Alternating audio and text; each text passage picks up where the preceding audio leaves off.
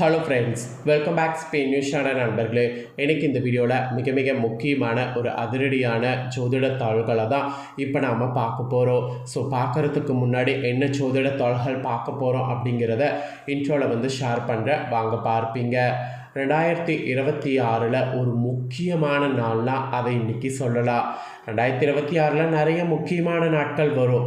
அதில் இன்றைக்கி ஒரு நாள் முக்கியமான நாள் என்று சொல்லலாம். இன்றைக்கி மார்ச் மாதம் 3ஆம் நாள், தமிழ் மாதம் மாசியுடைய 19ஆம் நாள், கிழமை இன்றைக்கி செவ்வாய்க்கிழமை.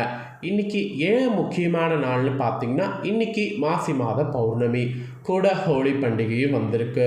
ஹோலி பண்டிகை வருஷம் வரும், மாசி பௌர்ணமி மாசி மாதத்தில் வரும். இதில் என்ன சிறப்பு அப்படின்னு நீங்கள் கேட்கலாம். மாசி பௌர்ணமி எப்பயுமே மாசி மாதத்தில் வரும், ஹோலி பண்டிகையும் வரும். ஆனால் இன்றைக்கி 850 ஆண்டுகளுக்கு பிறகு கிரகங்கள் ஒரு சிறப்பான அமைப்பில் இன்றைக்கி ஒரு சம்பவம் வானத்தில் நடக்க போகுது. அது என்ன அப்படின்னு பார்த்திங்கன்னா, இன்றைக்கி இந்த ஆண்டுடைய முதல் சந்திர கிரகணமானது நடக்க போகுது. இந்த கிரகணம் நடக்குதில்ல, இதனால் நிறைய விளைவுகள் ஏற்படும். அதில் ஒவ்வொரு ராசிக்காரங்களுக்கும் நிறைய இந்த கிரகணத்தினால மாற்றங்கள் ஏற்படும். பர்டிகுலராக இந்த நாட்களில் ஸோ கிரகணத்தினால என்னென்ன மாற்றம் ஏற்படும் அப்படிங்கிறத அந்தந்த ராசிக்காரங்க தெரிஞ்சு பயன்பெறணும்.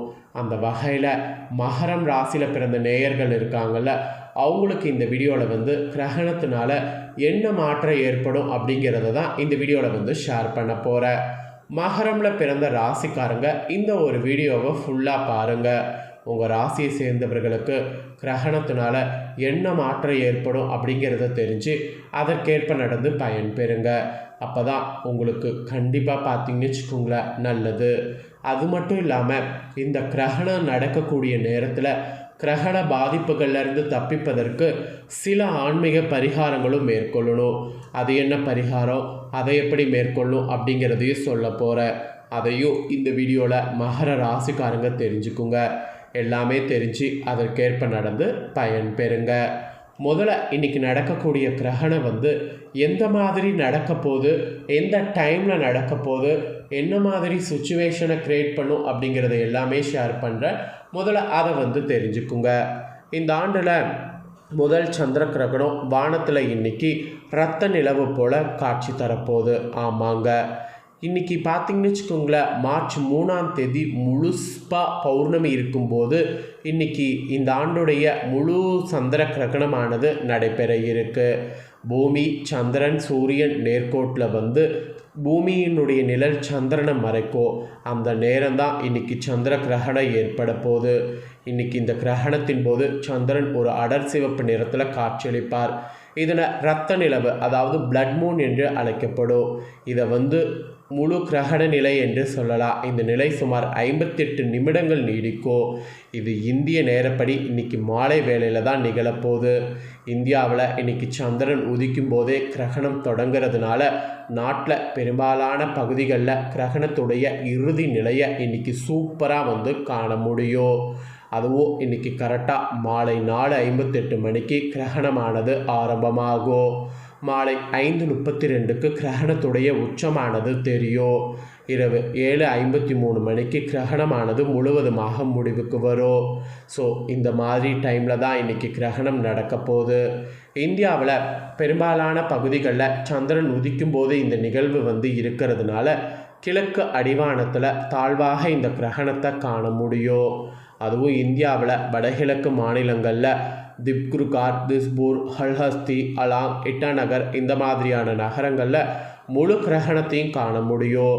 இந்த மாநிலங்களில் சரியாக மாலை 5:10 முதல் 5:25 மணிக்குள் கிரகணத்துடைய மொத்த உச்சக்கட்ட நிலையை தெளிவாக பார்க்கலாம். ஸோ இப்படி வானத்தை பார்க்கலான்னு சொல்கிறியே, பார்க்கலாமான்னு கேட்டிங்கன்னா, சூரிய கிரகணத்தை போல் சந்திர கிரகணத்தை பார்க்கறது பாதிப்பு கிடையாது. வெறும் கண்களால் பார்ப்பது முற்றிலும் பாதுகாப்பானது தான். இதற்கு சிறப்பு கண்ணாடிகள் தேவையில்லை. தாராளமாக இன்றைக்கி இந்த சந்திர கிரகணத்தை பார்க்கலாம். இன்றைக்கி நடைபெறக்கூடிய சந்திர கிரகணமானது சிம்மம் ராசியில் பூரம் நட்சத்திரத்தில் ஏற்படுது.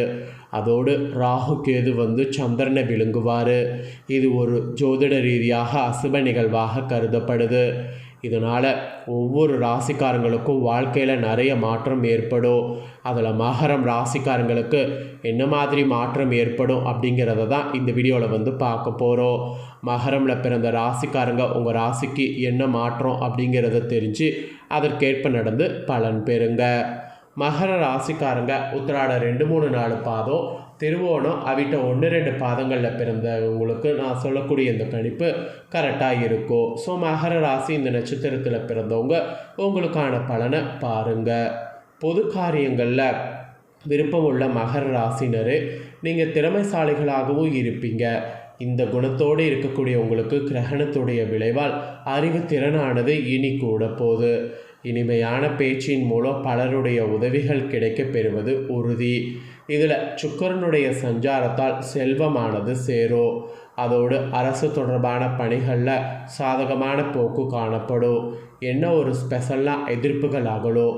உங்கள் செயல்களுக்கு இருந்த தடைகள்லாம் மொத்தமாக இனி வரக்கூடிய நாட்கள் நீங்கும். அப்புறம் தொழில் வியாபார தொடர்பான காரியங்களில் முழுக்க சாதகமான பலன் கிடைக்கும். பல வகை முன்னேற்றங்களும் உண்டாகும். பழைய பாக்கிகள் வசூல் செய்ய முயற்சி பண்ணிங்கன்னா கண்டிப்பாக வசூலாகும். தேவையான பண உதவியும் கிடைக்க பெறுவது உறுதி. இந்த மாதிரி நிறைய இனி வரக்கூடிய நாட்கள் தொழிலில் மாற்றம் ஏற்படும். அப்புறம் உத்தியோகத்தில் இருப்பவர்களுக்கு எதையும் சாதிக்கக்கூடிய திறமையும் சாமர்த்தியமும் உண்டாகும். அதனால் கண்டிப்பாக பார்த்தீங்கன்னு வச்சுக்கோங்களேன், இனி அதற்கான முயற்சியில் இறங்குங்க. உடல் ஆரோக்கியத்தில் கவனம் தேவை. தேவையற்ற இடமாற்றம் உண்டாகலாம். மற்றவர்களுக்காக பரிந்து பேசும்போது அவர்களுக்கு உதவிகள் செய்யும்போது இனி நாட்கள் கவனமாக இருப்பது நல்லது. மெயினாக வாகனங்களில் செல்லும்போது கவனம் தேவை. குடும்பத்தில் மகிழ்ச்சியானது நிலவும். கணவன் மனைவிக்கிடையே நெருக்கமானது ஏற்படும். பெண்களுக்கு அறிவு திறமையானது அதிகரிக்கும். இனிமையான பேச்சின் மூலம் எதிலும் வெற்றியானது கிடைக்கும். தேவையான பண உதவியும் எதிர்பார்க்கலாம். ஸோ அந்த பண உதவி கண்டிப்பாக உங்களுக்கு பெரிய வெற்றியை கொடுக்கும். அதனால் அந்த பண உதவியை கண்டிப்பாக மிஸ் பண்ணாமல் பாருங்கள். அதுக்கப்புறம் கலைத்துறையில் இருக்கிறவங்களுக்கு அதிக கவனத்தோடு செயல்படுவது உங்களுக்கு பதவி உயர்வு மற்றும் வெற்றியை தேடித்தரும். எதிர்பார்த்த வாய்ப்புகள் வந்து சேரும். சிலருக்கு நெடுநாளைய ஆசைகள் கூட இந்த கிரகணத்திலிருந்து இன்னிலிருந்து நிறைவேறும். லட்சியங்கள் கைகூடும். மனதிற்கு நெகிழ்ச்சியான சம்பவங்கள் நடக்கும். ஆனால் நிதானம் ஒரு சில விஷயங்களில் தேவை. அப்புறம் அரசியல் துறையில் இருக்கிறவங்களுக்கு கவனம் தேவை. லாபமானது உங்களுக்கு உண்டாகும். கடின உழைப்பு உங்களுக்கு வெற்றியை தேடித்தரும். சிறு சிக்கல்கள் ஏற்பட்டு மறையும். ஆனால் கவனத்தோடு செயல்பட்டால் சிக்கல்களை தவிர்க்கலாம். சின்ன செலவுகளை கொஞ்சம் சந்திக்க நேரிடும். ஆனால் உழைப்பிற்கான ஊதியம் சற்று குறைவாக கிடைக்கலாம். மனதை எரித்தால் வெற்றி காண்பீங்க, அதை வர வைத்துக்குங்க. மாணவர்கள் நீங்கள் திறமையாக செயல்பட்டிங்கன்னா பாராட்டுகள் கிடைக்க பெறுவீங்க. கல்வியில் முன்னேற்றமானது காணப்படும். அதனால் கல்வியில் பார்த்தீங்கன்னு வச்சுக்கோங்களேன், அதிக கவனம் செலுத்த வேண்டும். ஸோ இந்த மாதிரி தான் உங்களுக்கு கிரகண பலன்கள் என்பது குறிப்பிடப்பட்டிருக்கு. இந்த பலன்களுக்கேற்ப நடந்து பலன் பெறுங்க. இன்றைக்கி இந்த சந்திர கிரகணம் நடைபெறும் போது கடைபிடிக்க வேண்டிய சில வழிமுறைகள் இருக்குது. அதை நான் உங்களுக்கு ஷேர் பண்ணுறேன், அதையும் தெரிஞ்சுக்குங்க. ஜோதிட ரீதியாக ராகு அல்லது கேதுவின் பகையால் சூரியன் சந்திரன் இணையும் போது சூரிய கிரகணமும், சூரியன் சந்திரன் நேர்கோட்டில் பயணிக்கும் போது ராகுவியோ அல்லது கேதுவியோ தொடும்போது சந்திர கிரகணம் ஏற்படும். இந்த 2 கிரகணமே அசுபம் தான். அதில் இன்றைக்கி முழு சந்திர கிரகணம், அது ஒரு அச்சந்திர கிரகணம். இந்த கிரகணத்தின் போது பரிகாரமாக சில விஷயங்கள் கடைபிடிக்கணும். இன்றைக்கி கிரகணம் தொடங்குவதற்கு 2 மணி நேரத்திற்கு முன்னதாகவே எந்தவித உணவும் உட்கொள்ளக்கூடாது. கர்ப்பிணி பெண்கள் இன்றைக்கி கிரகணம் நடக்கும்போது வீட்டை விட்டு வெளியே செல்லக்கூடாது. கோயில்கள் அனைத்தும் நடை சாத்தப்பட்டிருக்குங்கிறதுனால கோவிலுக்கு போகக்கூடாது. செய்து வைத்திருக்கக்கூடிய உணவுகள் கெட்டு போகாமல் இருக்க தர்பை புல்லுனை போட்டு வைக்கணும். கிரகணத்தின் போது நவக்கிரக துதியை பாராயணம் செய்யணும். அதுபோல் சந்திர கிரகணத்துக்கான துதியை பாராயணம் செய்யணும். அதோடு கிரகணம் முழுவதும் முடிந்து குளித்து விட்டு தான் ஆலய தரிசனம் இன்றைக்கி மேற்கொள்ளணும். ஆலய தரிசனம் செய்துவிட்டு தீபம் ஏற்றி வழிபட்டால் கடன் தொல்லையிலிருந்து விடுபடலாம். அப்புறம் கிரகணம் முடிந்ததும் இன்றைக்கி பித்திருக்களுக்கு தர்ப்பணம் செய்வது நல்லது. ஆலய தரிசனம் மேற்கொண்ட பிறகு தர்ப்பணம் செய்த பிறகு உணவு உட்கொள்ள வேண்டும். இன்றைக்கி கிரகண நேரத்தில் வீட்டில் இருந்தபடி இறைவனை துதித்து இறைப்பாடுகளை பாராயணம் செய்கிறது நல்ல பலனை கொடுக்கும். கிரகணம் முடிந்து ஆலய வழிபாடு செய்வது இன்னும் சிறப்புகளை கொடுக்கும். ஏன் இதெல்லாம் நான் பண்ண சொல்கிறேன்னா, இன்றைக்கி சந்திர கிரகணம் இந்தியாவில் தெரியும் என்பதால் கிரகண தோஷம் அதிகம் இருக்குது. அதுக்காக தான் சாந்தி பரிகாரமாக இதெல்லாம் செய்யணும் என்பது குறிப்பிடப்படுது. ஸோ அதை தான் இந்த வீடியோவில் உங்களுக்கு சொல்லியிருக்கேன். சொன்னதை தெளிவாக இந்த வீடியோவில் தெரிஞ்சிருப்பீங்க. தெரிஞ்சதுக்கேற்ப நடந்து பயன் பெறுங்க. இந்த முக்கியமான தகவல்களை நீங்கள் பார்த்து தெரிஞ்சு பயனடைகிறது போல் உங்கள் ஃப்ரெண்ட்ஸ் ஃபேமிலியில் இருக்கிறவங்களும் பார்த்து தெரிஞ்சு பயனடையணும் அப்படின்னு நினச்சிங்கன்னா வீடியோ லைக் பண்ணி உங்கள் ஃப்ரெண்ட்ஸ் ஃபேமிலிக்கு ஷேர் பண்ணுங்கள். உங்கள் ஃப்ரெண்ட்ஸ் ஃபேமிலியில் இருக்கிறவங்களும் மகர ராசிக்காரங்களாக இருந்தாங்கன்னா இதை தெரிஞ்சு இதற்கேற்ப நடந்து பலன் பெறட்டும். இதே போல் புதிய தகவல்களை தெரிந்து கூட சேனலை சப்ஸ்கிரைப் பண்ணுங்கள், கூட பெல் பண்ண ப்ரெஸ் பண்ணுங்கள். வேறு வீடியோவில் சந்திக்கிறேன். நன்றி, வணக்கம்.